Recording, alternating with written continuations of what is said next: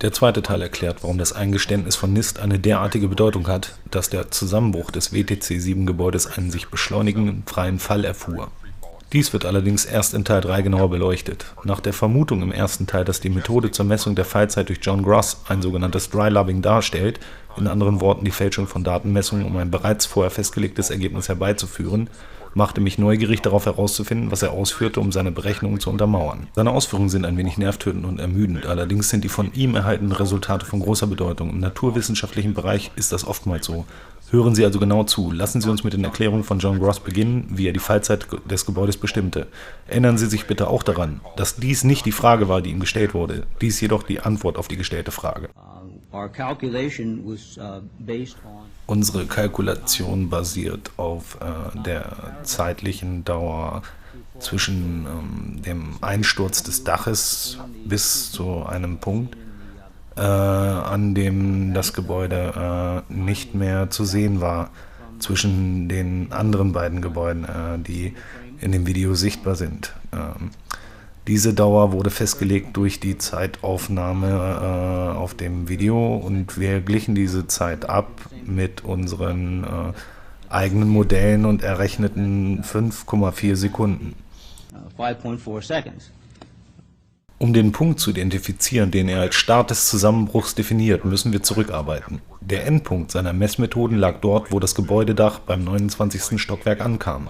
In unserem Video wird die Struktur eines Gebäudes sichtbar, das im Vordergrund von WTC 7 zu sehen ist und dessen Dach ungefähr auf Höhe des 29. Stockwerks von WTC 7 liegt. Ich importierte dieses Video in ein Datenmessprogramm namens VideoPoint, das einen Frame-Zähler aufweist. Ich ließ diesen Zähler voranschreiten bis zu dem Punkt, an dem das im Vordergrund stehende Gebäude gelb markiert ist. Dieser Frame liegt bei 178, die Zählung beginnt beim ersten Videoclip. Bei 30 Frames pro Sekunde liegt das erhaltene Resultat für 5,4 Sekunden bei insgesamt 162 Frames. Dieses Video von Frame 178 aus beginnend führt uns das Ergebnis letztendlich zu Frame 16. Lassen Sie uns nun also zurückgehen, um nachzuschauen, was sich zu der Zeit von Frame 16 abspielte. Ich habe den Frame 16 in Rot markiert. Wenn der entsprechende Frame an Ort und Stelle ist, sehen Sie ihn also. Lassen Sie uns nun zusammen zurückgehen zum Anfang dieser Sequenz des Videos. Schauen Sie sich den Beginn des Zusammenbruchs an.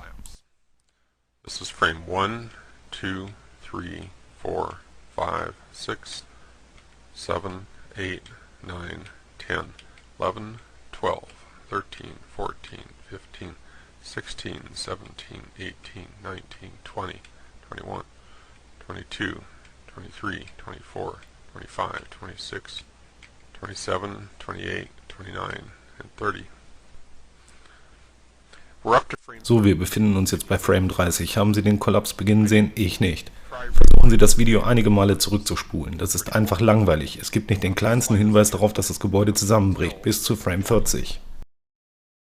40, 41, 42, 43, 44, 45, 46, 47, 48, 49, 50, 51, 52, 53, 54, 55, 56, 57, 58, 59, 60, 61, 62, 63, 64, 65, 66, 67, 68, 69, 70. Es gibt eine klitzekleine Bewegung des westlichen Penthauses bei Frame 40. Danach gibt es keine weiteren Bewegungen bis etwa Frame 46.